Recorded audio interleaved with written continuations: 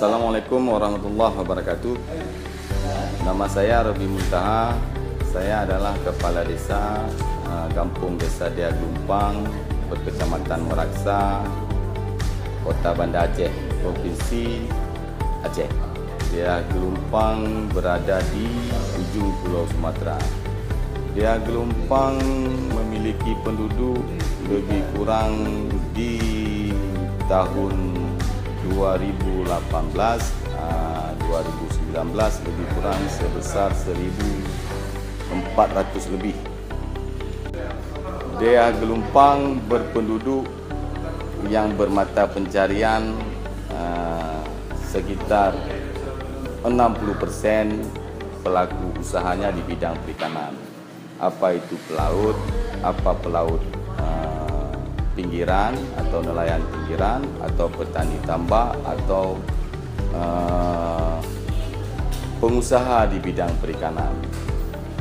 Juga ada masyarakat juga di bidang penjualan ikan. Di 40%-nya penduduk Dia Gelumpang terbagi di situ ada sipil TNI dan Polri, juga ada pelaku usaha berdagang dengan membangunnya kren nelayan. Karena sering kita lihat masyarakat daripada kampung Desa Dia Gelumpang terutama dalam membuat sebuah perahu ataupun kapal mereka untuk menangkap ikan, itu kesulitan yang paling besar adalah mengangkat beban-beban yang besar ataupun memasang mesin atau membongkar mesin mereka kalau mesin-mesin tersebut harus diperbaiki. Jadi oleh karena itu konsep yang terbatas hal-hal yang terbatas ini tidak menghambat saya untuk bisa membantu masyarakat saya, mempermudah nelayan kampung Desa Dia Gelumpang untuk mempermudah kinerja mereka. Jadi dasar inilah timbul ide dari saya mengenai kren nelayan ini, dan alhamdulillah kren nelayan ini sudah 90% selesai dan hanya tinggal kita uji coba dan mudah-mudahan bisa bermanfaat.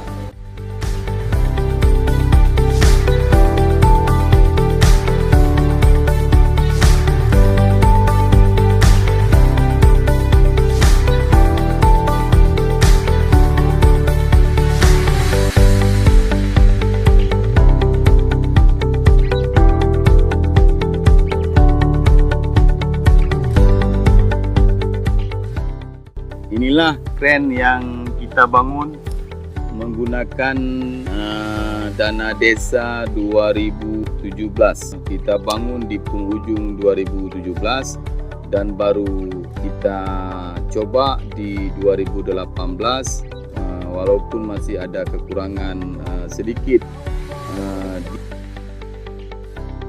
di permasalahan kren nelayan, tapi itu tidak terlalu berpengaruh daripada besar manfaatnya, dan ini akan kita selesaikan 2018 ini.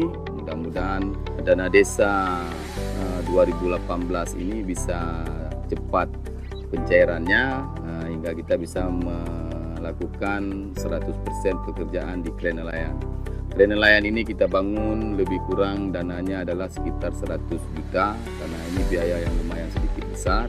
Tapi ini memang harapan besar dari masyarakat karena latar belakang kita membangun kren tersebut adalah untuk membantu daripada nelayan kita mengangkat hal-hal yang besar yang selalu selama ini menjadi permasalahan bagi setiap nelayan.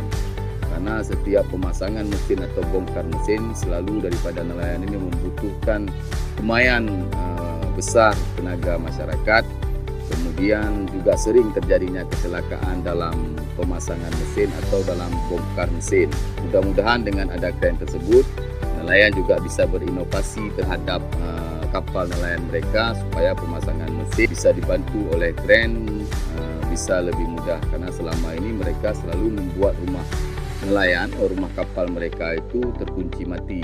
Jadi dengan adanya kren mungkin mereka bisa berinovasi, rumah kapal mereka juga tidak dikunci mati, jadi bisa lebih mudah dalam memasang mesin kapal.